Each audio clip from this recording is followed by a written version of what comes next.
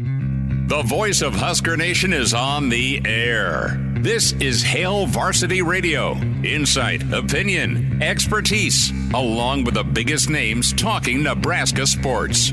Join in with the show at 402-489-1240 or 1-800-825-5865. Now, here are your hosts, Chris Schmidt and Elijah Herbel. Welcome to it Mondays here. It's Hail Varsity Radio. We're presented by Currency for all your equipment financing needs. Go Currency. Chris Schmidt, Elijah Herbel at you. Game week is inching closer as we get ready to jump on the old bird and get to Minneapolis, Nebraska, Minnesota. We will be there Wednesday afternoon into Thursday into Friday. We'll see Mark Cranach's closest friend, Eddie Vedder, Saturday. But all things being equal, it is football and, of course, Nebraska Volleyball Day Wednesday. What a week to be a Nebraska fan. Numbers to get in, 489-1240, 489-1240. Can dial us up toll-free across the state, 1-800-825-5865. As always, submit your comments in the Hail Varsity YouTube channel. Can log on and watch the show that way and give us your thoughts on the stream. Also on Twitter, the Hail Varsity Radio Twitter feed at HVarsity Radio, and then KFOR Facebook and Twitter as well. Hour 2, we will make it a Black Shirt Monday. Charlie McBride joins us. His reaction to the Black Shirts handed out, just 11 of them. We've got the single-digit countdown finished. We'll know who's kicking the game winner, maybe, Thursday night, tomorrow from Coach Rule. But you had the coordinators speak just a little bit ago, and we'll get that turned around for you with Mr. White. Yeah, Science. Tony White will have some thoughts on the Black Shirts and his defense. He's packing with him to Minnesota. Mr. Foley is excited about special teams and how that unit's progressed. Coach Satterfield, the offense, to me, the question, not an issue, but a question mark, just because of all the new. We'll cover it all and get into Nebraska, Minnesota. Can email the show, chris@hailvarsity.com. And don't forget, Jay Moore also joins us at 5:25. Blackshirt Husker NFLer Jay Moore with Big Red Wrap-Up. Get his take on the upcoming game in Minnesota. Do you feel energized? You've got a good week in front of you. You've got Volleyball Day Wednesday at the stadium. You have Nebraska, Minnesota Thursday. And you have a long holiday weekend. And that's extra time should Nebraska pull this off. You've got games that are going to be a part of this week one. Some intriguing matchups. But Nebraska, Minnesota, Florida, Utah, those are the two prime times on Thursday night. And it is a doable experience for Nebraska. So let's get in and ask the question. Let me ask you this. How was the weekend first? Let's get this crap out of the way. How was the weekend? It was great. It was one of those weekends that really set the table. You talk about energized. I feel great. You have Nebraska, Minnesota on Thursday, Volleyball Day in Nebraska on Wednesday. Last night, I had the Black Keys concert out at Pinewood Bowl. That was a fantastic concert. They're starting to age a little bit. I wanted to see them before they lost their ability to rock too much, and they still got it. They were rocking my face off all night long, so I had some good seats and got to enjoy that concert. I've wanted to see the Black Keys for years, so to have them at Pinewood Bowl, great facility, great spot, had a lot of fun. Got to see the air show on Saturday. The Blue Angels were freaking awesome. Yeah, I went Sunday. Yeah, that was a fantastic experience. Doesn't get any better than that. Now you look ahead, as I laid out, Volleyball Day, the football game. We have a holiday weekend for everybody else. Schmidt and I will be on the air next Monday. Yes. So spend your Labor Day with us. Is it Labor Day? Yeah. I always lose track Memorial's of my holidays. May, Labor's September. So spend your Labor Day with us. We'll be here rocking and rolling next Monday. It's officially football season, Schmidt. You got to see some football on TV on Saturday too, and it just, you feel that energy. I feel great. I'm looking forward to it. So when you bump into Nebraska fans, and are you this Nebraska fan for 2023? Are you optimistic? And it's okay to say, well, get back to me about 11 o'clock during Real Red Reaction. And you might get back to us as we'll do our post game from the Graduate in Minneapolis. And real quick, I want to send a virtual hug to some special people. And they're helping power the road shows this year and some of our home stops as well. Our friends at Sauter, Heyman, Rick, and the crew. God love you. Same with Seth and Gregors at Lazari's. We love you guys for your support in the show for a lot of years. And they're helping power the road shows not only to Minneapolis but also to Boulder, as we get to stay in the country this year. There's quite a few jokes with the Notre Dame game when the Irish went up by 14 on social media. If you were paying attention during the Notre Dame Navy game, Navy's down 14. Time for the onside kick. Folks going off the top rope on that one. But, hey, when we talk about optimism in 2023, you got to ask yourself, there's two scales you're staring at. Are they even? Is one scale way more than the other? Is it out of balance? And you've got one scale that is your optimism level, your hope, your thoughts, your best case scenarios, your belief as to why it will be different this year to the tune of a bowl season or better. There is, you can call it pessimism, you can call it being realistic, you can be cautious, you can call it being cautious, your concern level, why it won't be different this year. And listen, you can still be deciding up until kickoff. You can even talk to me 4 games in before Michigan, because a team's going to get better, theoretically, as the season progresses, and you've got that 3-week window, game 1 through game 3, and then you kind of are what you are as you continue to try and make your way through the season. And when we talk about optimism for Nebraska, if I'm going down my checklist as to why it'll be different, why it'll be better, and listen, I didn't say it was going to be better when you moved on from Bo to Riley. My take was give the guy a chance, even though Bo was doing a good job. Whether you liked his personality or not, you have felt the brunt of what not going bowling and at minimum 9 wins looked like. I mean, you went the oppo of that, where you're winning 3 or 4 games a year. You go from Riley to Frost.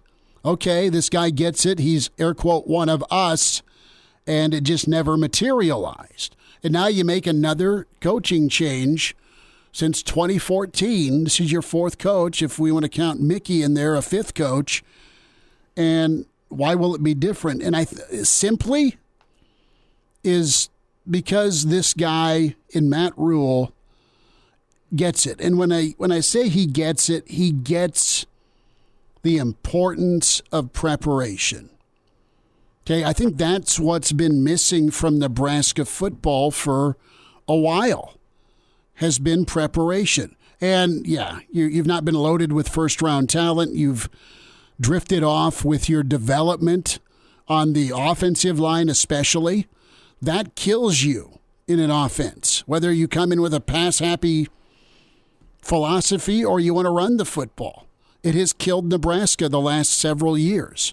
They've not been able to be consistent, let alone reload. If they do have a lineman or 2 that are good and the guy goes off to the NFL, it's not been a apple for apple replacement. So why will it be different is the attention to detail. Those are the little things that have cost Nebraska football so many games the last several years. And I can't guarantee you it's going to be a great first game for Nebraska. I don't think it'll be a great first game for Minnesota because they're replacing a lot as well. It's just going to be a slugfest. And I believe at face value, and the words I'm hearing, you need to see it. But I believe what I'm being told, that Nebraska will be ready to fight. They will be physical. And that is something that if you pay attention to detail and you get the kids prepped and you get them developed and you're ready, the toughness part is real in the Big Ten. That's how you live or die, is do you make stupid mistakes And are you optimistic because of what you're hearing from Rule, or are you wait and see? And if you're wait and see, there's a lot of folks slamming the brakes on because they went all in on Frosty. Or they thought, you know what, I'm ticked off that you got rid of Bo. And I'm not trying to revise history. I'm sorry if I'm wearing you out with that. But it's been a long process here for you, the Nebraska fan. And it could get better for you this season. Why you're going to be concerned, why it won't be different, it's going to come down to turnovers and injury. And you're just, again, on one side of the football, maybe the offense. You're just not as strong as your defense and your special teams, presuming the special teams are better. I think they will be, again, because of attention to detail. Mm-hmm. I mean, you've got a taskmaster as head coach, and his assistants are going to drill it like he wants it. He's hands-on with them. He's hands-on with the players. That will be different. That will be a difference maker for you on Saturdays. I think as to why, if I'm right in believing that it's okay to be optimistic in 2023, will be different for Nebraska. We've got Dave on the line here. Dave, just hold on for a second while I get my 2 cents in here, because I'm going to just zoom out slightly from what you're saying, Schmidt, and provide a little more context, because I'm with you here. The reason for optimism is what we heard from that anonymous Big Ten assistant coach last year, calling Nebraska the all-bus team.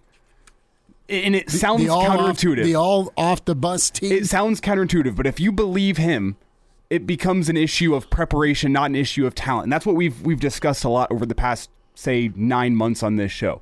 Have the issues over the past couple of years been because of coaching and preparation, or has it been because you don't have the right dudes on the field to go carry out a game plan and execute what you want to execute? It's been a little bit of both. So, and a reason for optimism is that, hey, other coaches in the Big Ten think Nebraska has dudes whenever they walk off the bus. It's just when they get on the football field, they're not. The reason for pessimism, then, is that, you know what, the errors in recruiting, all the attrition you've had over the past couple of seasons, you don't have enough depth. And yeah, you might have a couple of dudes that look real menacing when they walk off the bus, but they haven't been able to put it together because they're not the football player that you thought they were whenever you brought them in. That's a reason for pessimism, because it's still a lot of the same guys that are going out there. Still got to go do it, baby. But if you believe that there is talent within this football program, Matt Rule's the guy. I don't think it's lip service whenever he talks about the preparation and you see the look-in documentaries. He's going to have these guys, as you said, ready to fight and ready to go. I think they're going to be properly prepared, and I think they're going to have a proper game plan for Thursday night to go out and win. The question is, and where you're at right now on the optimism and pessimism, is does Nebraska have the dudes on the field that can go out and execute that game plan? Because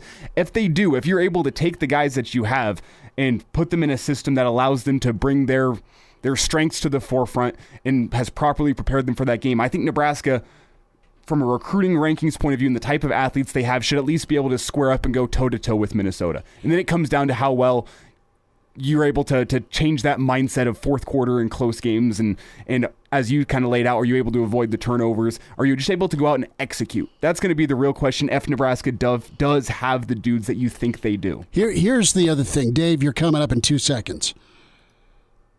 I believe Rule has drilled down to figure out what his offense, his defense, and his special teams are good at. I think he's drilled them into what he wants them to be good at, because this is what he believes going into a first year of the Big Ten. And he said, I got to figure out how to win here. But as he's looked at it, I think he's taken the time to say, here are our strengths, and here's how those strengths can apply to in-game situations, and let's put a plan together that highlights those strengths. Here's what our kids do well, and let's take it on the road to Minnesota and beyond, and then we'll reassess if Minnesota wins 31-17. We'll have our score predictions. Dave, you've been patient. Thanks for calling. Welcome into Hail Varsity. Go ahead. Yeah, I'm optimistic, and you brought up the onside kick. Think about how far we have. Doesn't that feel like that was like a million years ago? It really does to me. And let's face it, and I don't want to say anything bad about Scott Frost, because I know there's still Scott Frost people out there for some god-awful reason I don't know. But let's face it, we have been out-coached during that tenure. And now we have a coach that believes in development, preparation, game planning, and I'm optimistic. Let's just put it that way. I'm optimistic, guys. Dave, totally well thought out. Appreciate the phone call. Appreciate your input. And, yeah, I mean, those things matter in the Big Ten. Those things matter when you have 3 defenses that were in the top 15 in scoring defense.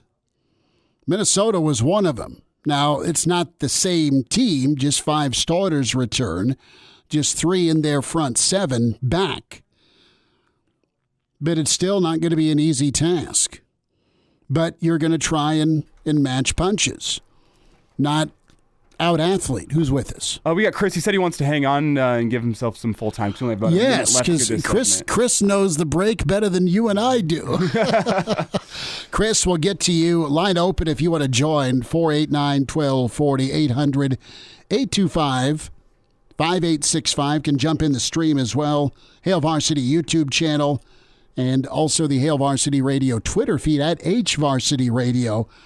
But where are you at on the scale of pigskin for 2023? Are you optimistic it will be different in 2023 when you watch your Nebraska football team?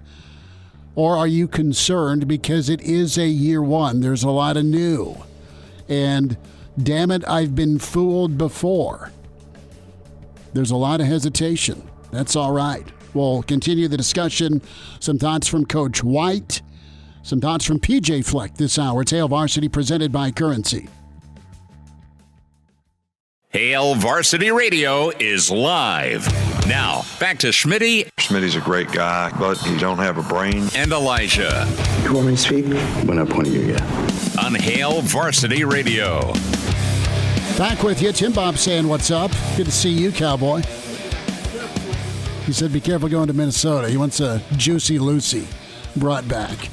You've had a Juicy Lucy? The burger with the cheese on the inside? Yes. Yeah, I've made them at home. Fantastic. Uh-huh. They're hard to get right. You're better to get them at Dinkyville. The key, because you have to get the right seal so you don't start losing cheese from the inside. That's the tough part. It takes That's a little always dedication. the key. Don't lose cheese from the inside. But if you do it right, ooh, it's hard to get a better burger. The topic of optimism versus pessimism for year one in Nebraska. That's our talking point to get in. Can join the YouTube show, the Hail Varsity YouTube channel, Hail Varsity Radio Twitter at HVarsity Radio, or call up 489-1240. Chris, you've been hanging on. Thanks for your patience. Go ahead. Hey, guys. What's up, man? My optimism starts at the top, right? The reason why it feels different than it is in the past, it feels good for the right reasons. And I'm part of this group, right? When Scott came, it felt right because he was one of our own, and he was coming off a really fantastic year. But it feels right now, and it feels different now because we've got a freaking leader of young men leading our program, and the impact that I think that he's made in some of the guys. We had some talent, right? We may not be the deepest team in the conference, but if we our 22 starters and if we're 30, we got 30 people on our team that can ring the bell. They're going to get the most out of those. I think that's what he's done. Matt, Coach Rule, and his staff have created the buy-in amongst these guys. And, I think that's going to be the most impactful thing that we see this year is not that we didn't necessarily compete in the past, but he's taught them, you are going to go through some hard times, and we're going to get you to buy in, and all this is going to pay off. And I truly believe it is going to pay off for us, immediately. We're going to see some immediate impact on the field positively.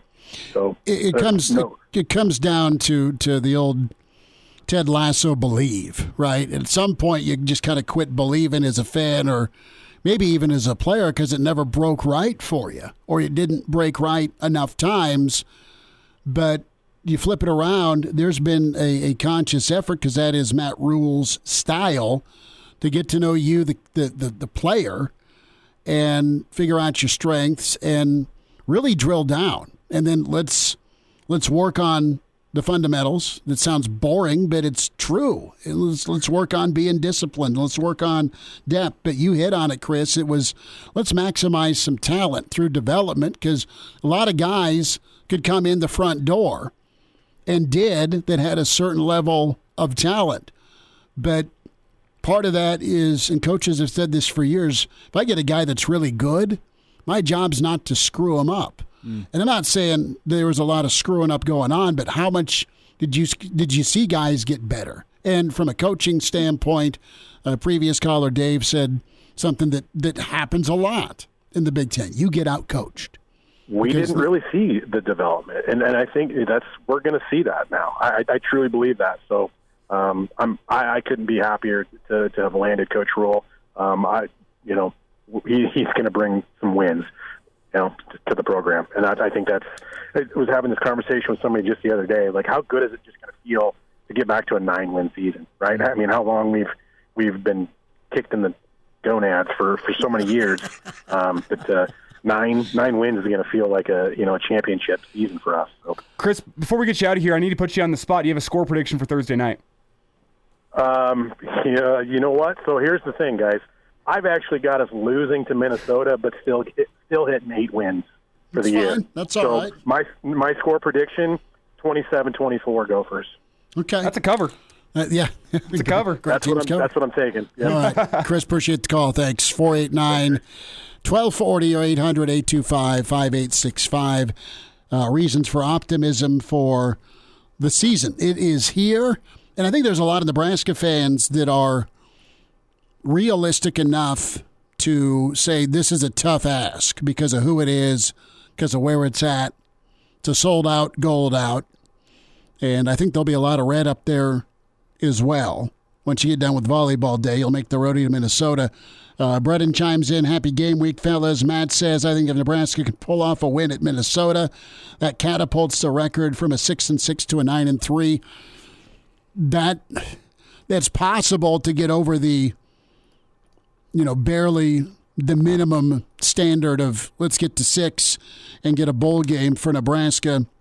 I think that's a lot of minimum requirement for 2023. Get to a bowl game and see where it lands.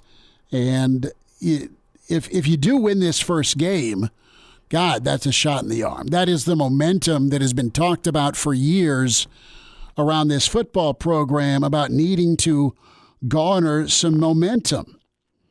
Can you get some momentum going? And they can God, this sounds like I'm giving a little bit of sunshine. Sounds like I'm giving a little bit of silver lining.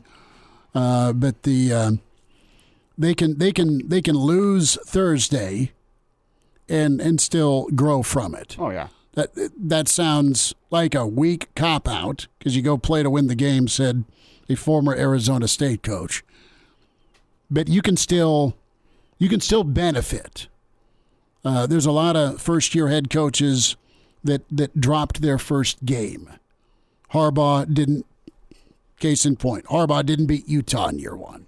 They went out to Utah for a tough road game. Didn't end well for Michigan. They got better, and I think they were a 10-win football team his first season.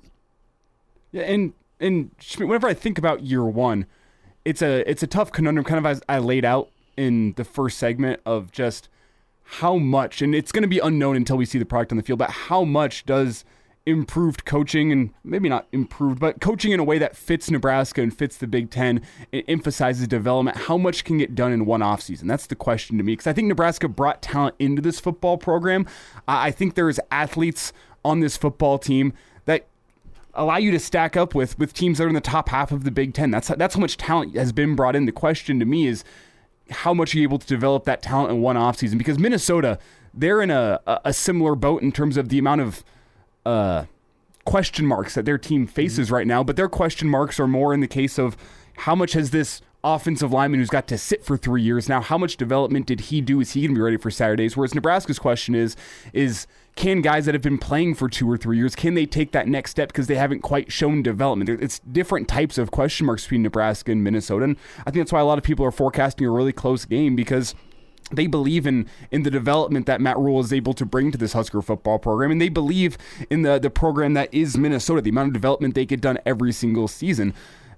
It just becomes that toss-up question of does the experience that Nebraska's gained over the past couple years, does it mean anything whenever you look at the coaching change and you look at how much development still needs to be done with these guys? Because they've had dudes, and they have guys in the field that were highly touted recruits and are very exceptional athletes, even compared to other schools in the Big Ten. But how much better did they get? Because they didn't get much better during their first few years in the program. Well, how much work did they get is the question, and how much work did they get? How much better did they get? And when their number was called, did they perform? Did they lack confidence? I mean, there's a whole multiple choice of issues. Oh, yeah, or the other question becomes, was it just attrition and recruiting misses that have put you in the place you are now? Because if that's the case, then it's going to be a couple years for this rebuild to finally reach its fruition. I personally don't believe, and maybe I'll be proven wrong on Thursday, but I personally don't believe that the lack of success in the field is attributed to the fact that everyone that you're seeing on the field,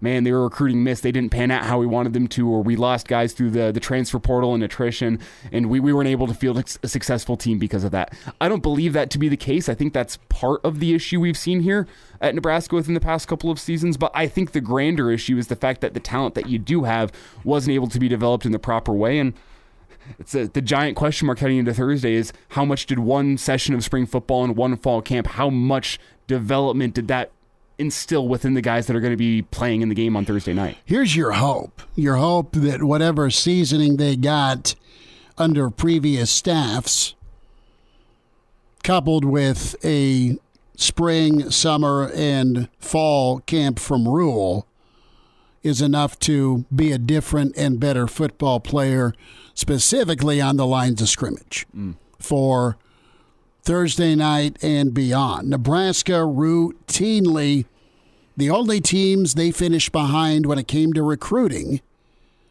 typically Ohio State, Michigan, Penn State. They always won the West when it came to recruiting rankings. Yet, you look at some of the classes that Illinois had in the 50s. Some of the classes Minnesota landed. I think maybe their best, them in Wisconsin, were upper 30s, mid-30s maybe. Wisconsin may once in a while dip into the high 20s. Northwestern, always outside that top 50.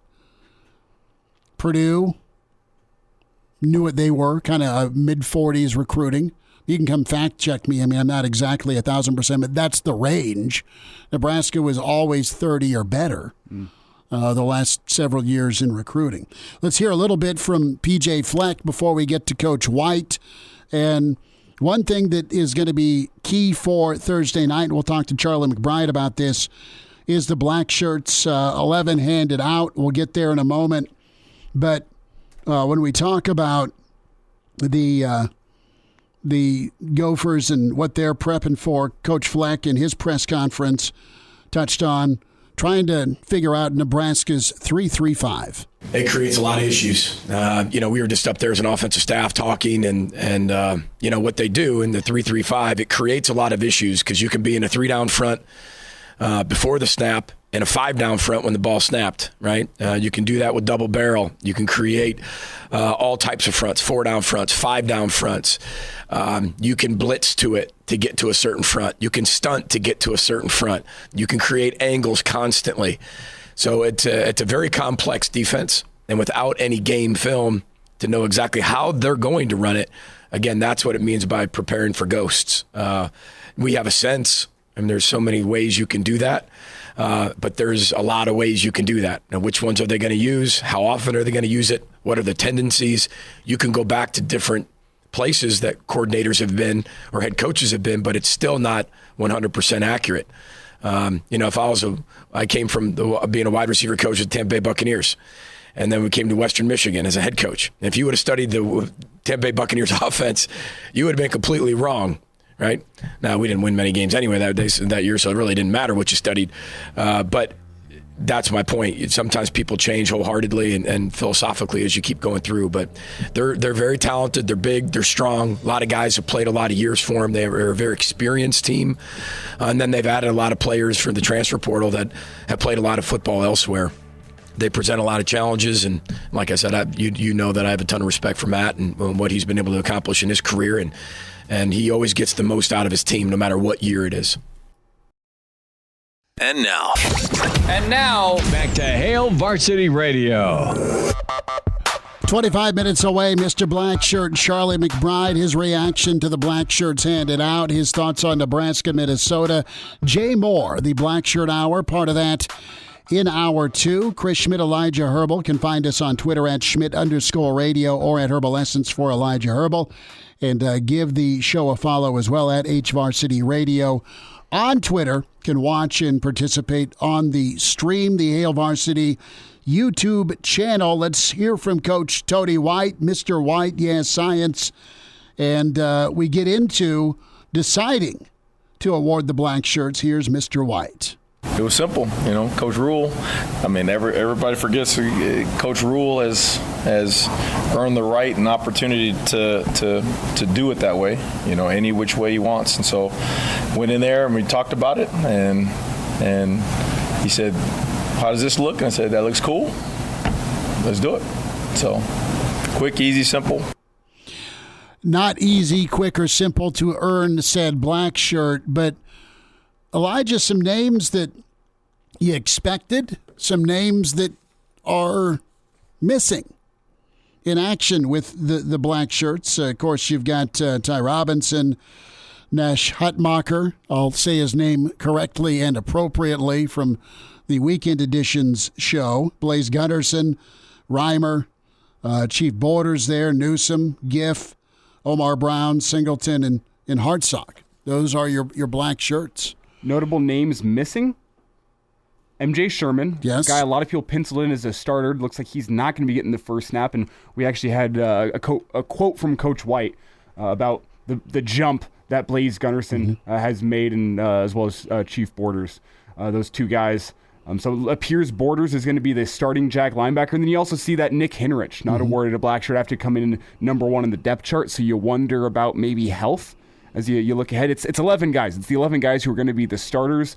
And with Henrich being listed as a starter last week and now not getting a black shirt, you wonder why that has changed. And I think the first place your mind goes is you wonder if he's had some sort of setback with his knee or if it's not quite feeling right. And I don't have any inside information here. I'm just trying to rack my brain for why he would be listed as a starter and then why give me a reason why. 11 guys. And I think it just naturally kind of comes a week out.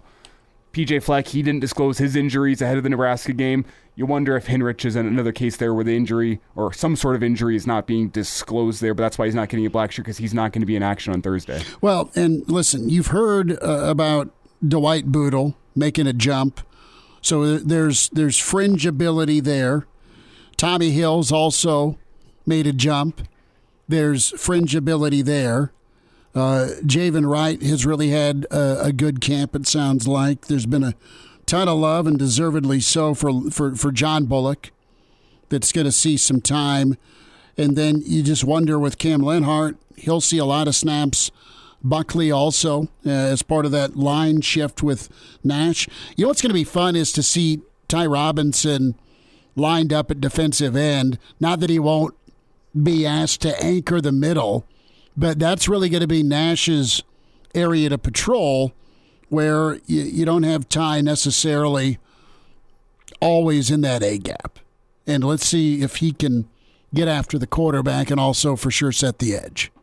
Those three defensive linemen that got their black shirts, Hutmacher, Ty Robinson, and Blaze Gunderson. Those are the three guys that you need to set the tone of what your physicality is going to be from a defense, because they're the ones that are going to be taking on the point of attack every single play. They're monsters. When you see the social media pick of all three, I mean, Robinson, Nash, and then Gunderson's a mountain. I think maybe it's not strategic, but I laughed whenever it's Blaze Gunderson next to Malcolm Hartzog. I wonder if it's strategic to put the smallest guy on defense, Hartzog, right next to Blaze Gunderson, because he looks even bigger in that picture with Malcolm standing right next to him. Let's get into some of the criteria. What does it take to get said black shirt? Yeah, it was just what we thought the 11 that we are anticipating going out there and starting. Didn't want to try to give out more or less, just hey, the 11 guys we anticipate starting is hanging up in those guys' locker, and kind of go from there. So we get into the response of guys getting black shirts, and this, I remember the video of Garrett Nelson when he got his black shirt at his locker, and there was a lot of positive feedback with that. You've heard stories of, remember Ray Maker coming on the show 100 years ago talking about going into the bathroom stall and just the toughest, hardened, baddest dude on the line of those McBride early 90s lines, him and Perella, where Ray Maker's like, dude, I went to the bathroom stall and just cried because it meant that much. And it does to those guys. You can only imagine. Blackshirt Jay Moore with us here in about an hour. But the response, here's Coach White. Yeah, you could tell who they were because when they came out there, they were extra smile. I don't know if it was black shirt or the single digi, you know what I mean, because it kind of went hand in hand, but they were excited, you know, and it's cool when you ask the young men about it, the first time they ever got one, and they're able to rattle it off like that. So it means something to them, and it was exciting to watch those guys yesterday walk into the indoor and then see it on them and have a smile on their face because I know they know what it means. So that, in a nutshell, is the black shirt discussion. Coach McBride's comments. Last thought here, and Bo did this after the Texas game in 2003. Vince Young made it a long day for Nebraska's defense that day, but the black shirts giveth and can be taken away. No, that's a week-to-week deal, you know. I mean, you want to make it special. You want to keep guys competitive. You want to make sure that they understand, like, hey, this is something just like all of us, right? It's 1-0, you know, win the rep right now. Let's concentrate on the day and represent what that's supposed to represent as of right now, and then we'll move forward with it. So I'm interested to talk to Charlie if he ever had to confiscate them. Because he was pretty adamant last week about not using them as a punishment. Mm-hmm.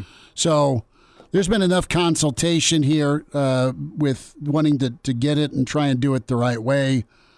So we'll see where it goes from here. But if I'm MJ Sherman, if I'm Tommy Hill, if I'm Sanford, if I'm Boodle, I mean, it sounds like those guys have all had really good camps, so they got to be on that borderline.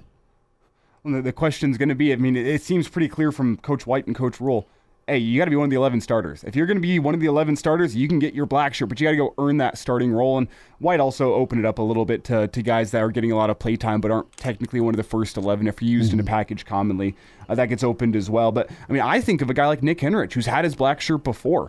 And we don't know the reason why he did not get a black shirt today. Maybe it's as simple as he's just going to be a backup this year because coming back from a knee injury, it's hard to play with Husker speed. Maybe that's the reason why, and John Bullock's just going to earn that starting role. But I don't know. I'm trying to rack my brain for why a guy like that didn't get it. And we heard a lot of positive reports coming from MJ Sherman in spring football and fall camp as well. I think he's a guy that was penciled in as a starter, and clearly now when we see the black shirts, he isn't going to be. Here are two reasons why you don't have one if you're a guy that we have heard enough about that you think you should have one. One is consistency, two is availability. That's it.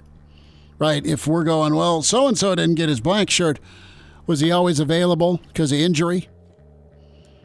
And two, is there consistency? Is he a guy that makes a great play and then, your job was to do X or Y and you busted and running back just hit his head on the goalpost? Is he the same guy in a Saturday scrimmage that he is in a Tuesday morning practice? Amen. Consistency key. We'll wind down hour one with Hail Varsity. And now, back to Hail Varsity Radio.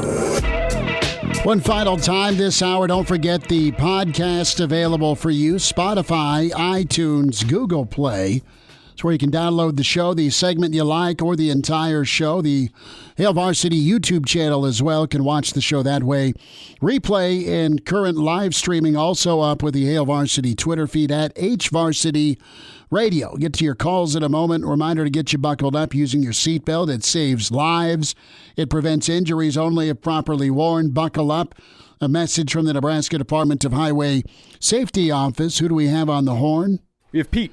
Pete, go for it. Go ahead. How you doing this evening? Good, Pete. Thanks for the call. Say, I'm kind of optimistic. I am optimistic. I just don't know how soon it's going to, progress. It might take a little time, but I really do think huddling up on offense and giving the defense more rest in the first half especially is really going to make a difference in the second half on defense. Last year we got burned a lot because the defense got too tired. I think that'll help.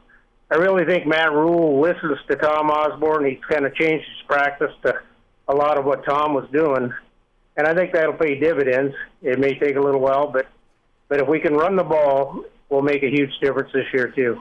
Amen. Run the football, stop the run, control the clock. Pete, thanks for the phone call. All things that are a little different. Vince chimes in, GBR, as we are almost here for the season. The talking point has been this, to get things kicked off from a topic standpoint, is, are you optimistic? As you look at the old football scales, you have optimism and pessimism, and the scales are, I'm going to say they're balanced right now. You have the optimism, very heavy, very full. Excitement's there. That's good. You have the, well, let's just see how they look. Let's hold on. We've been burned before. That narrative exists as well, and that's okay. And you can't knee-jerk off of one game unless they look awful. I don't think they're going to look awful. Will they look mid-season form? No. But are they going to be fast and physical? Is there going to be a plan? Is there going to be an identity? And honestly, Elijah, is there going to be an advantage? Is there an advantage Nebraska's supposed to have on recruiting paper? They are. Is there an advantage Nebraska's got athletically with a guy like Sims, with a guy like Kemp? Is there an advantage Nebraska's going to have with a lot of four-star, high three-star, four-star offensive linemen that have been together a while now, under year 2 with Coach Raiola? It's going to be big. And we're not going to have enough time for this cut before the end of the segment, but PJ Fleck in his pregame press conference on Friday, I think people forget that Minnesota is going to be far from a finished product on Thursday night, too, because people talk about how long PJ's been there. Well, they're further ahead in the process. There's a lot of turnover on that roster. Mm-hmm. They lost more COVID seniors than anywhere else in the country last year. A lot of six-year guys. Moving on. So you have a lot of question marks on that team and inexperience in the Big Ten. He kind of talked about the fact that he's not going to know if he needs to be worried about that inexperience up until Thursday. It's a question of how do we perform on Thursday night. That's going to determine what our ceiling is going to be, because I don't know how far along these guys are. I think both teams will be ready to succeed in the Big Ten. Who's ready for the opener? Who's ready to get that first win in the West Chase? And right now Vegas says Minnesota 7.5. More to discuss. Hour 2, the Blackshirt Hour. Mr. Blackshirt himself, Charlie McBride, next. The voice of Husker Nation is on the air. This is Hail Varsity Radio. Insight, opinion, expertise, along with the biggest names talking Nebraska sports. Join in with the show at 402-489-1240 or 1-800-825-5865. Now, here are your hosts, Chris Schmidt and Elijah Herbel. Back with you, it's Hour 2. It's Hail Varsity Radio. We're presented by Currency for all your equipment financing needs. Go Currency. Chris Schmidt, Elijah Herbel, as will effort Coach McBride, as we'll run Charlie down here on Monday with Charlie. Jay Moore coming up here in about 20 minutes as well. Our Blackshirt Hour, as Nebraska-Minnesota is here. And excited to talk with Coach McBride in a little bit. 489-1240, 489-1240. Numbers to get in. Can email the show, Chris at HailVarsity.com. And interesting email from Kent. As Kent emailed in, we thought Scott Frost would talk and visit with T.O., get ideas, try to morph this magic ducky offense with ball control. Satterfield had Rattler throw the ball 400 times in 12 games. We shall see. So, hey, fair point about Rattler and the South Carolina offense.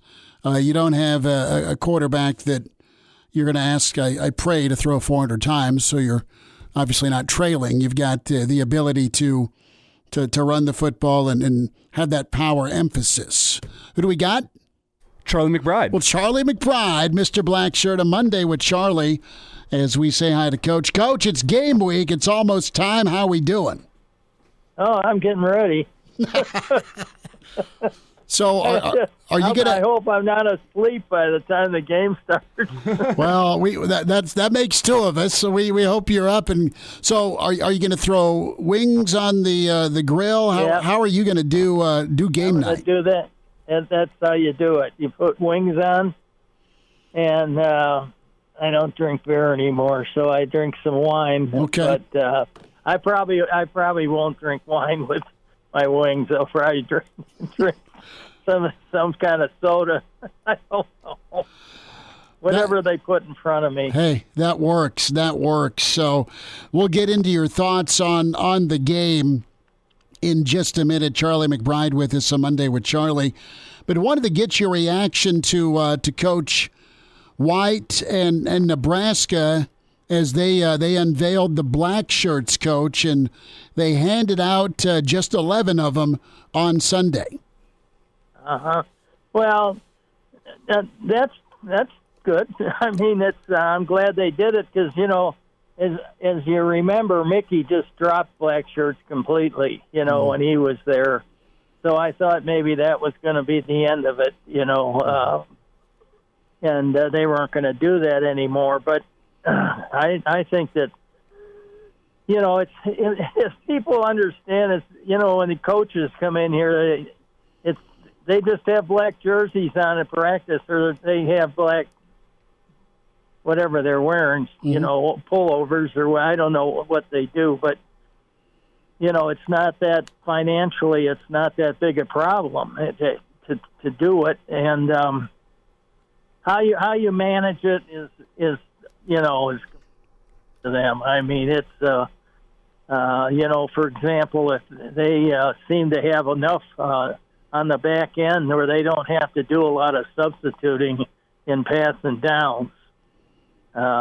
So that's a plus, you know, as far as that, because in the black shirt business, you might have to give a black shirt to a guy who's your nickel back or your dime back or somebody starting like that. But if you keep it at 11, guys will really try to work.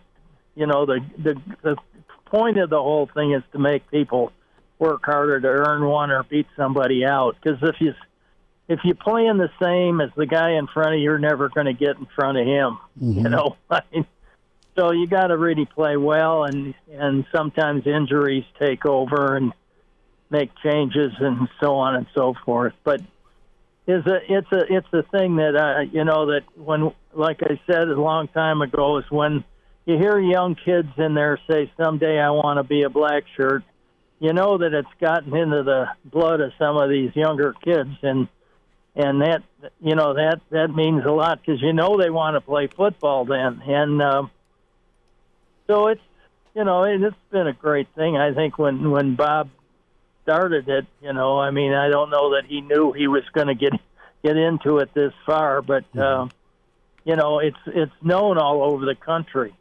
And we have a lot of high schools, I mean, if you go around, that have named their defense the Blackshirts. So it's, you know, it's caught on, and we did a good job of the school did promoting it, you know, as time went on, and now it's even become more lucrative for a lot of people in the commercial industry where they're selling stuff and doing things like that. Because when I was there, I remember they asked me if I'd do a hat, and I said, "What are you talking about?" They said, "Well, just sign your name on a hat." So I think, I don't remember who we were with at the time, but I had my name on a real small print on her letters on the side of the hat. And, you know, then they made some scarves, and they had all kinds of things. They went with T-shirts and, of course, hats. There's a lot of different kinds of hats now, and so it's. We got to bring back a hard hat, the McBride hard hat. That's a hard hat, right? Construction hat. That'd be good. I think I might have seen one, and, you know, a lot of kids just put the decals on hats and do it on their own. Well, you need hard hats in Boulder in a couple weeks, right? So avoid the flying debris. Charlie McBride's with us, Hail Varsity Radio.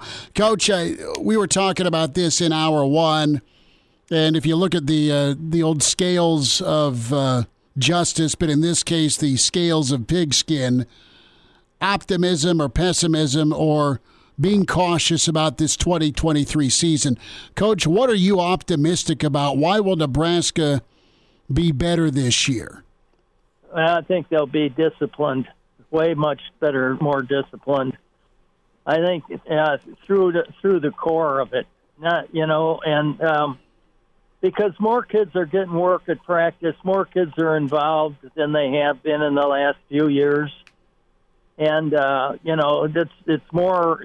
Practice is not easy, and it's been for everybody. And I think they're teaching the younger kids in a better manner than they did before. I know when I went to practice all the way through from day one that they had new coaches, that there were kids standing around doing nothing, and now they're working those kids, and that's really important. I mean, I would say that, when people ask me, what do you do? Well, I coached for depth.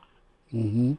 In other words, that means you give your kids, your younger kids, is almost as much time in practice in the individual drills, because the point is they're going to go play against, in scout team, they're going to go play against the best they'll see.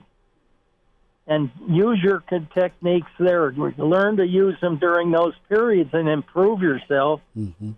And so we were getting practice with the younger guys all the time. And when we had our Wednesday practice, our scrimmages, we would have 3s against 3s over in another. We had 2 fields out in the back. We had one on the one field, 3s and 3s, and then 1s and 2s would be against each other, and so on and so forth. But it was, they got a lot of work, and it really helped us. It's Charlie McBride with us here on Hail Varsity Radio, talking Week 1, Nebraska-Minnesota, the Blackshirts, and a whole lot more as the Blackshirt Hour rolls forward. And Charlie, I want you to look at the task ahead of this team on Thursday night. Obviously, the discipline is going to be important whenever you go into a tough road environment. It's a sellout, a gold out in Minneapolis on Thursday night. And tell me what type of emotions are going to be flowing through this team as they go deal with that, because discipline comes down to kind of, I don't want to say putting those emotions in the back, but not letting them get the best of you whenever you go play that game. So what type of emotions are going to be there for a first-year coaching staff and a team that has rejuvenated hope for a season? Well, the one thing is that you just hope that players are able to play at their full speed because of their knowledge of what the defense is at this point. That's the biggest thing. And as you know, I think they have their defensive coordinator back, so they have the same defense. And like I said in one of the shows, I heard that their defensive coordinator and their players were getting ready from day one for Nebraska. Mm-hmm. And like I said, our guys were trying to learn the defense and do all these things, and so they're in that realm. They're behind. That's kind of it's not who's the better team, it's who's plays better. Mm-hmm. Usually when that first game, a lot of times, and so. I think the most important thing that, and you hate to say it, I mean, a lot of guys want to say, well, you got to play and win right away. Well, yeah, that's the goal, is to win. But it's also, you have to prepare these kids so that the next game they're not down in the tank and start off, in a negative way, but play hard and do the things that you expect them to do. And I go back to the same thing that Tom said way, way back. We don't have to win this game, but what we do have to do is play every play as hard as we can, and the score will take care of itself. And basically, if you get beat, you got beat by a better team, and you got nothing to be ashamed of.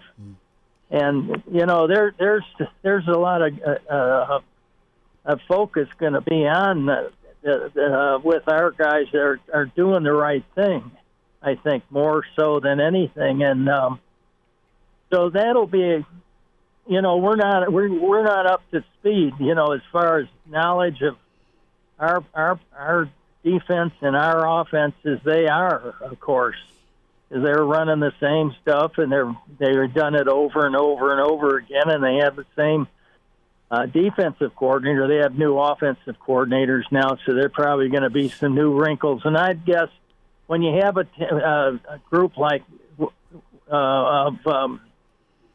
three, when you're playing with just 3 down linemen and your back end, you're playing with the rest of the people, they're all going to have to adjust to shifts and motions and things like that. And those are the things you worry a little bit about in some cases, because they, sometimes you get messed up and with that kind of thing, and if you're playing a count defense, it's not so bad, meaning that it's a man-to-man deal where if you have the third receiver, the second one, or the first one, or the back out of the backfield, it's pretty easy to figure that out. But when you play in a zone defense, sometimes it can get confused. Coach, couple of minutes here. Let's get a kind of a prediction. I don't need a score, but tell me how Nebraska can win this thing Thursday night. Well, they're going to get some points, I think. And I think the big thing's going to come down on how hard the kids play on defense. They have a group of kids that can win now. And I mean, so it's not like they don't have anybody. It's going to be a war. And I think the players are mentally, I think, just from what I can hear from other people that have been around it, they're going to be, ready to play. And I think Coach has done a good job with them, and I think that they don't want to let him down. And there's been enough talk about, a new coach's staff and new this and losing last year. I think they have some things to do, and I think they've talked about the negatives, and they want to correct them. Well, we're excited to see how things shake out. We'll be on the road, of course, at the Graduate in Minneapolis, right across from the Gopher Stadium, starting Wednesday through Friday with the road show, the full experience, as we are set for Game 1 of the Matt Rule era. Charlie McBride with us here on Hail Varsity Radio. And, Coach, do you think this thing's high-scoring? Real quick, about a minute. High-scoring, low-scoring, what do you see being the key? I think it's going to be kind of in the mid-range. I think it's going to be in the 20s and, teens and 20s maybe. Mm-hmm. But, you never know when you get a game. If somebody blows up and, and finds a way to do things. We've got speed. Mm-hmm. We got better, some better speed. And, the tight end position is really important. So we have some kids that can run and catch there. And we haven't been a big tight end team, as you know, in the past, and that's going to make them nervous. And so, it could blow wide open. You never know. But that's what you're hoping for. You're hoping that they come in and all of a sudden these guys think they're just going to roll their hats on the field, and instead you just take them and stone them to death. And,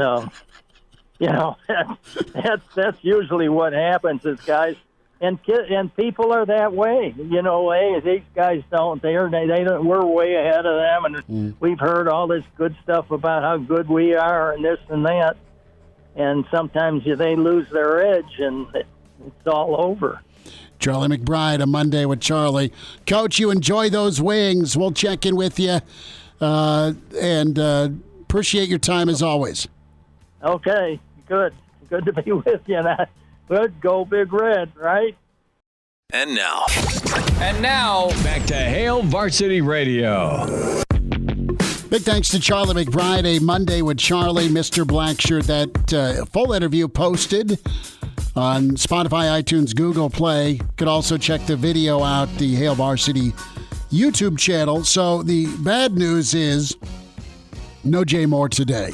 The good news, he is qualifying for golf down in Kansas City. Jay has been on the verge of having someone carry his golf clubs for a while. So good for him, which means Thursday he will be roped in to an appearance right before kickoff, Nebraska v. Minnesota. Again, we are on the road in Minneapolis at the Graduate Wednesday afternoon through Friday morning. And that's powered by your friends at Lazari's, powered by your friends at Sauter-Heyman. Big thanks to those guys for getting us on the road this football season, as we will make road tour stops in Minneapolis, in Boulder, and in East Lansing. 489-1240, 489-1240, numbers to get in. So open phones the rest of the hour. Can pick up the optimism or pessimism where you're at as a Nebraska fan. Are you cautiously optimistic, or are you just flat out optimistic with the program? As the motivational speaker, Coach Ed Foley, was asked about where are you going to be? Are you going to be at volleyball day? The answer is no. They got to fly out Wednesday afternoon. But Coach Foley, this was beautiful. I wish I was going to be there, but can't be in two places at once, and we got a job to do. We got to go to Minnesota and rock and roll.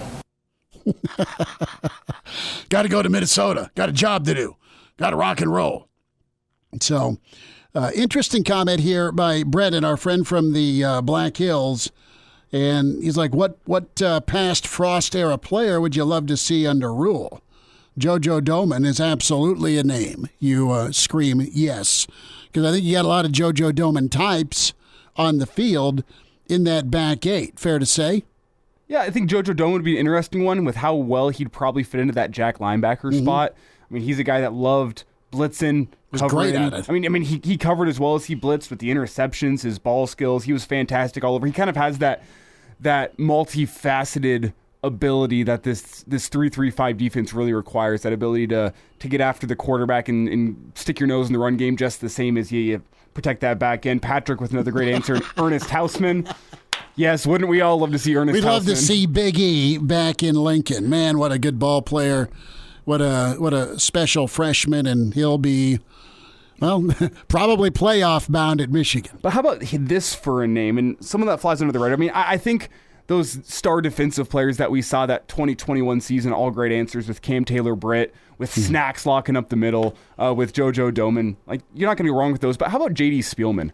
That's a guy that I think would really be an interesting fit. And maybe Billy Kemp will provide a similar option. But J.D. Spielman, with what he provided on the deep ball, with how much consistency he was able to get open on those short to mid-range routes, I should say, he would just be an interesting fit in that offense, especially when you look at how thin that wide receiver room might be early in the season as you wait for some of those freshmen to make an impact.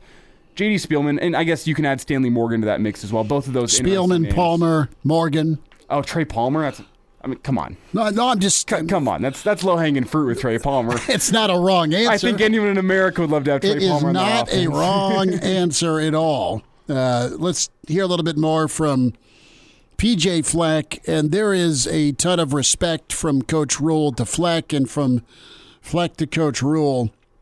And the topic that Coach laid out there is going to be more inexperience for Minnesota than in past Gopher seasons or teams. That's real. The question is how ready are they? We know they've been developed, all right? We know that Minnesota does a good job of developing, but it's live bullet time for a number of guys on the offensive line. You lost three guys to the NFL, three first-team Big Ten offensive linemen. That was Minnesota killed it last year on the line. You lost some talent on the defensive line as well. Just two starters are back for the Gophers. So let's hear from Coach Fleck about his team's inexperience going into this opener against Nebraska. You can say that it's exciting. As a head coach, it worries you a little bit. You have a lot of experienced guys, and the inexperience creates, oh my gosh, I wonder. When you use I wonder, that's a tough one. That takes a lot of belief and faith. But I don't have that as much because I know how hard they've worked. And I know eventually they'll get there, especially the inexperienced players. The older players have done a great job of setting the example of exactly what it looks like. Not somewhat what it looks like, exactly what it should look like, and bringing those guys along. This has been probably one of when you talk about the friendliest teams, meaning, hey, I got you, I'm going to show you the way, that big brother type team. We've had really good ones in the past, but this might be the best we've had about pulling those inexperienced guys with them. when we go scrimmages and we let the young guys play, because we know that we got to bring our floor up. That's going to determine what our success is if can we bring our floor up. The faster we bring it up and they catch the experienced guys or get up in that mix, the better we're going to be. The slower that happens, there's probably going to be some more challenges along the way. Time will tell. I mean, it's going to be an interesting opener just because of where Minnesota is at and what Nebraska is coming in. And really, it's kind of that blind taste test for both teams. You're really kind of trying to figure out some ghosts. You don't know. You think you know with what Nebraska is going to do or going to be good at. Coach Rule thinks he knows what Nebraska's going to be good at or what he thinks they can do when they put the game plan together. I'm really interested, and this is what Coach Foley talked about a little bit earlier today, Elijah, on the field goal kicking. You got Alvano and Bleak Road, and tomorrow when we get caught up with Coach Rule, we'll know who's going to be the starting kicker. But that's not been great. It's been an ongoing competition, but it's been a lingering competition because no one's seized it. There's been some struggles with some pressure kick situations. And the best way to deal with some question marks at the kicker position Don't is to make not it a field need goal the game. kicker. Yeah, not need the kicker in a field goal game. Hey, when you get down to the red zone, go punch it in. Do you feel like it, though, man? I feel like it's absolutely – I think Thursday night will be a field goal game. We'll get more in-depth breakdown as we get closer to kickoff, but I absolutely believe this thing's going to come down to a drive and a stop. It's not going to be comfortable for either team. I don't expect a lot of points, but I do believe it could come down to a missed kick, one team or the other, getting a stop or dodging a bullet, so to speak. It could be final seconds. It could be the second to last drive in the fourth quarter where you had a chance at some points. Well, and in a game that is forecasted to be close, it comes down to fine details. Fine details will allow you to win a football game in terms of avoiding penalties, not putting the ball on the ground, and even if you fall on it and pick it up and still a negative play, and you're going to punt. It's tiny little details like that, and I think you can throw special teams play in your kicking game in with fine details because it's not.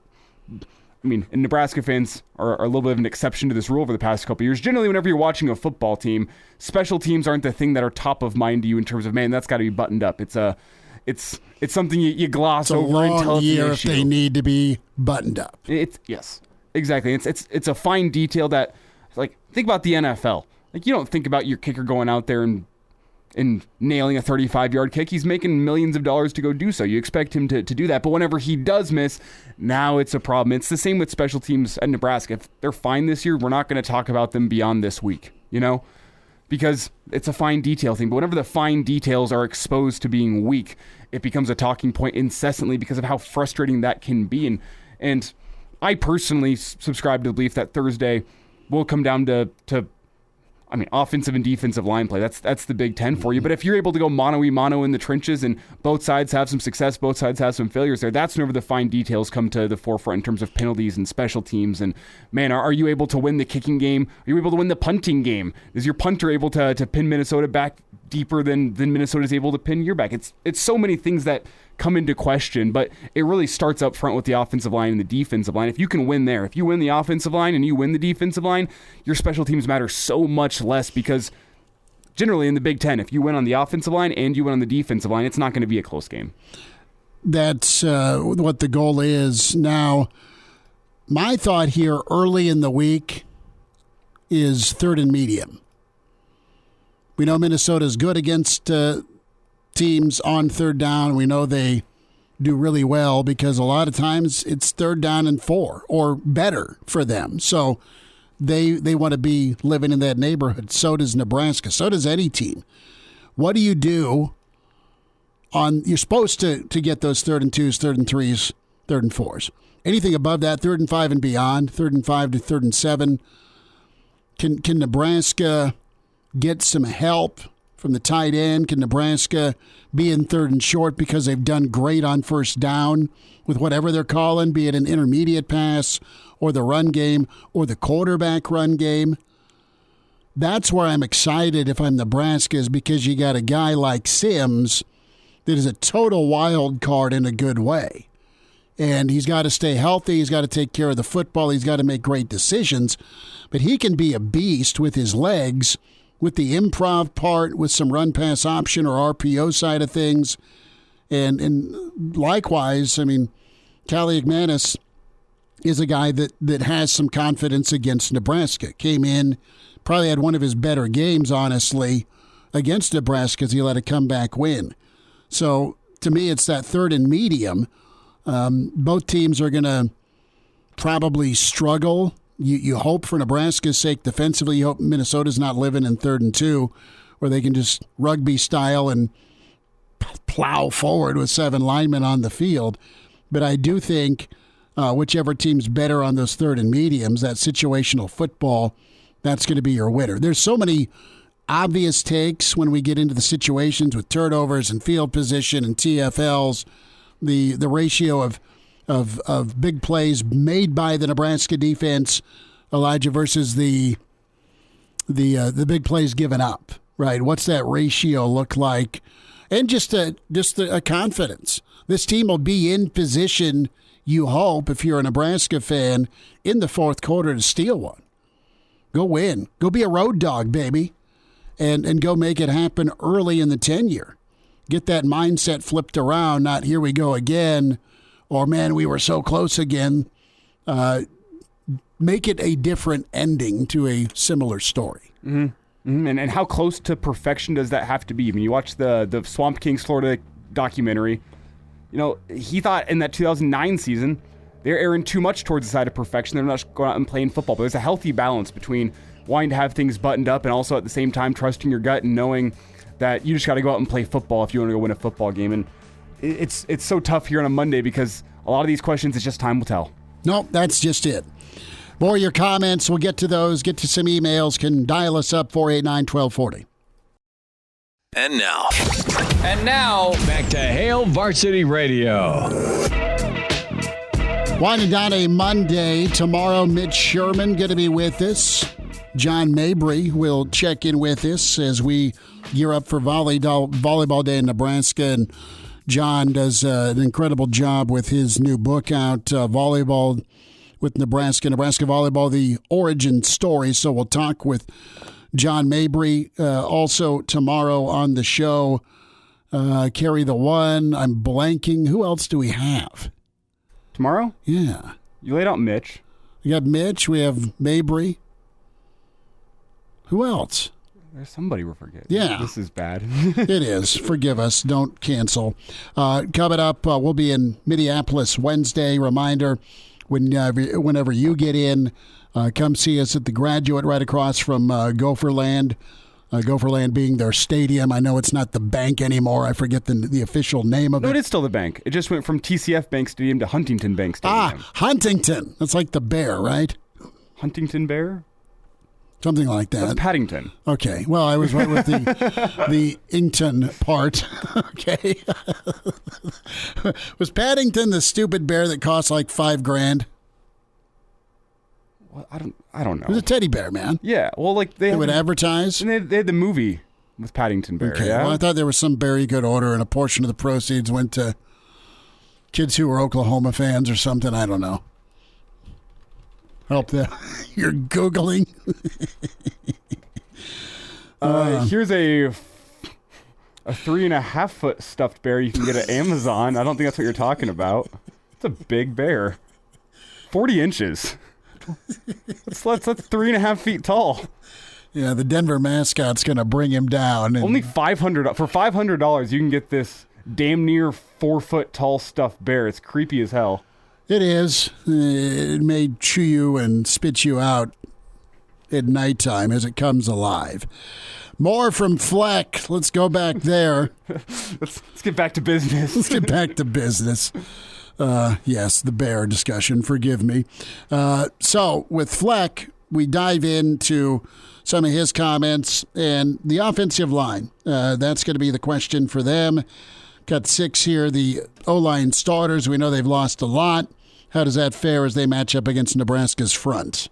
You know what? I think you'll see more than just 5. I think you will see more than 5. And that's because I think, there's more than 5 starters. I don't think that there's just 5 guys that have completely separated themselves from everybody else, and the other guys don't deserve to play. They do.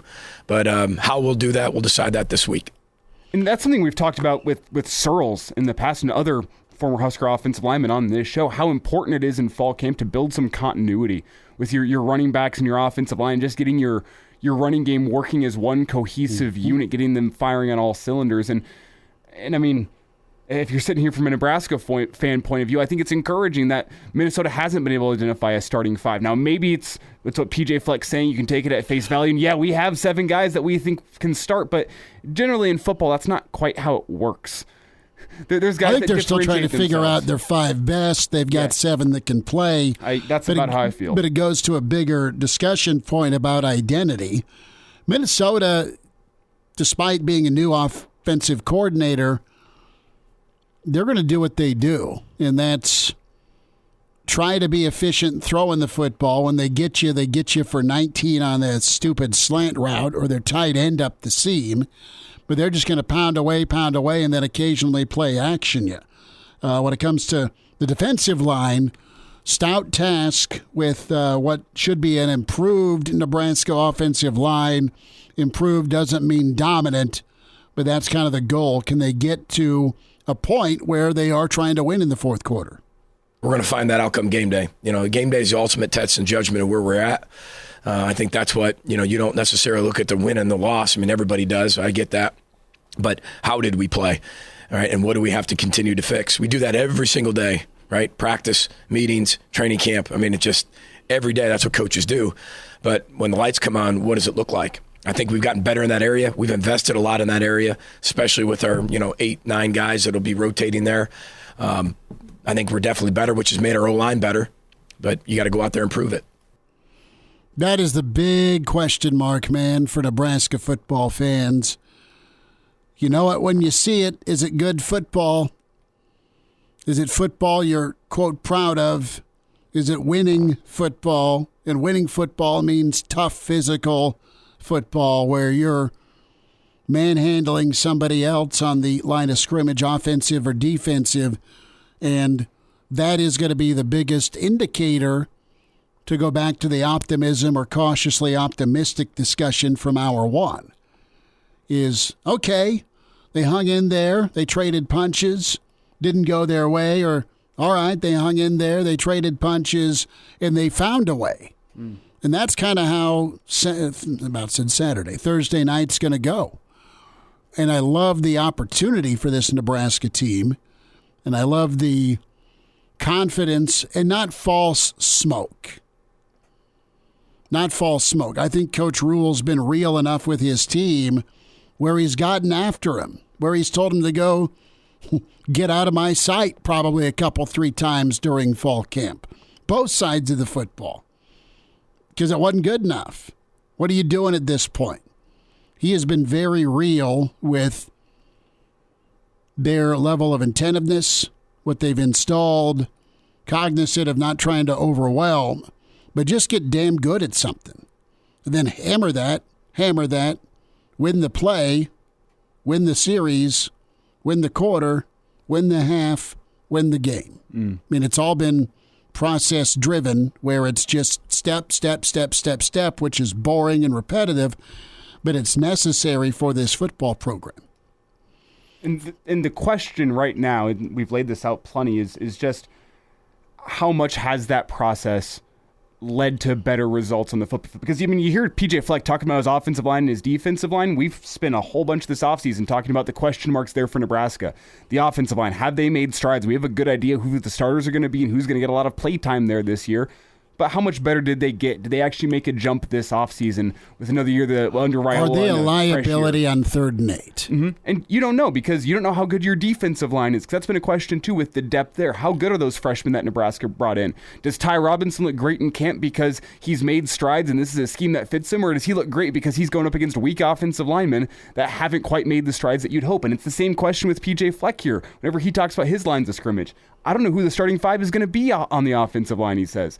I mean, our defensive line, we'll wait and see once the live bullets start flying how good they actually are. They've made our offensive line better, but maybe our offensive line just sucks. I don't think he knows what his lines of scrimmage are going to be either. So that's why that's the biggest factor in my book, now that I've heard some of these coaches talk, is something that sounds obvious in Big Ten play, but whoever wins the line of scrimmage this game is going to win this game. And if you don't, you got to have a lot go right, as we kind of talked about the fine details with special teams, with turnovers, with penalties. You got to get all those things, all those boxes checked if you're not going to win on the lines of scrimmage. But right now, that's where the battle is going to be won. I think both coaches know that. It's absolutely over if you don't stalemate on the lines of scrimmage. Mm-hmm. And I think both coaches know that with their comments they've made there is we're not sure how good those are going to be, but hey, I tell you what, they better be good, because if they're not, we're not going to win this football game. In this game at this point in the year. But it is an advantage that you get this team, this Minnesota team, while it's not great to get them game one in their place at night, you at least get them early, because they're a whole hell of a lot different come mid-season typically. Wind down a Monday, it's Hail Varsity. We're presented by Currency. And now, back to Hail Varsity Radio. One final time on a Monday, it's Hail Varsity. We're presented by Currency. For all your equipment financing needs, go Currency. Schmidt and Elijah Herbel. Let's get to Paul. Paul's been hanging on the line. Paul, go for it. Yeah, I got to call you out on one of your last comments with a question. Which team do you think is going to improve the most between now and week 8 or 9, Nebraska or Minnesota? Schedule-wise, I think Nebraska has that opportunity more so than Minnesota. So you think we'll be a better team in 8-9 weeks than what Minnesota's going to improve? I don't know that. I think Minnesota will get better. Okay, no, they'll get better. Both teams will get better. But yeah, which do you think will have the most improvement? Well, I just think we're looking at history here. I mean, go back to Minnesota's 2019 season, 11-1 regular season. They start the year by squeaking past South Dakota State 28-21, sneaking past Fresno State 38-35, and then they sneak past Georgia Southern 35-32, and that's the best season Minnesota's had in 2 decades. That's my premise for saying it's better to get Minnesota early than late, because I go back to 2019, Paul, and that's a fair question. I think what flipped Minnesota's greatest season in forever was the beatdown they gave Nebraska. I think that propelled them to, all right, they just handed it to Nebraska, a team that killed them the year before. Here comes James Franklin in Penn State. They won a tight ball game there. They enjoyed top 10 celebration, went to Iowa, got beat there. But I think that springboarded them when they just crushed Nebraska 34-7 on a cold night. Nebraska didn't want to be there. So Minnesota typically gets better because of their development, because of how they're built, and they're a problem to deal with. It's better to get them early. If you're going to get them, give me game one where they're dealing with 2 starters returning in their front 7. Give me 3 linemen that went to the NFL on their offensive line. Meanwhile, you've got a guy like Robinson and some experienced guys back up the middle for Nebraska in a first game scenario. Fair enough, but I truly think that we're going to improve more than they're going to improve over the next 6, 8, 10 weeks.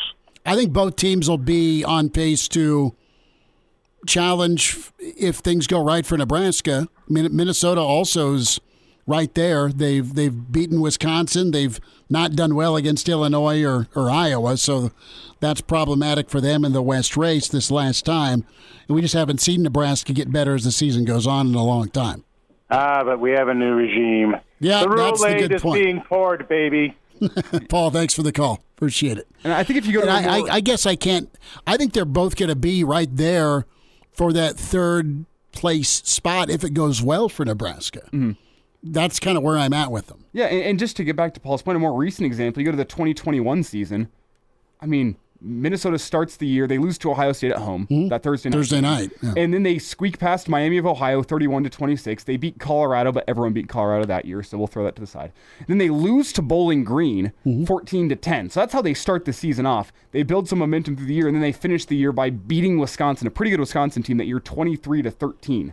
Like the history of this Minnesota football program would show you that they do get a hell of a lot better as the year goes on. They are a pain in the ass in November. Yes. Period. Pain in the ass in November. And it's stylistically, that's how they play the game, too. Yeah. Their game is built for November with how much they like to run the football. So, back at it tomorrow. I will say, though, Paul, he does make a good point. Both teams are going to get a hell of a lot better as the year goes on. I think so. So if you can get this early, all good. I mean, Minnesota would probably rather play Nebraska week 1 than they would week 9 as well. Well, it really didn't matter. They're 5-1 against Nebraska. Talk to you tomorrow at 4 on Hail Varsity. Thanks.